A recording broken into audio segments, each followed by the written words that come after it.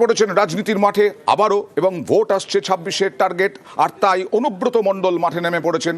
সেই অনুব্রত মণ্ডল 2 বছর তিহার জেলে কাটিয়েছেন। সেই অনুব্রত মণ্ডল, অকুতভয় অনুব্রত মণ্ডল, তিনি বললেন 2 বছর জেল খেটেছেন, তাকে তিনি কাউকে ভয় পান না। তাই ভয় খায় না, এক বিন্দু ভয় খায় না। 2.5 বছর জেল কেটেছি, জেলের ভয় খায় না। মানুষের সঙ্গে আছি।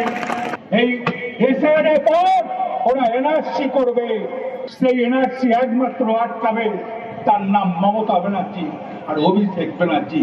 ওই জন্য মমতা ব্যানার্জিকে মুখ্যমন্ত্রী আমাদের প্রচন্ড দরকার। 28 জানুয়ারি সিঙ্গুর যাচ্ছেন মুখ্যমন্ত্রী। তৃণমূল নেত্রী মমতা বন্দ্যোপাধ্যায় প্রশাসনিক সভা করতে পারেন, রাজনৈতিক সভাও করতে পারেন, আর সিঙ্গুর টার্গেটে 26-এ সরগরম।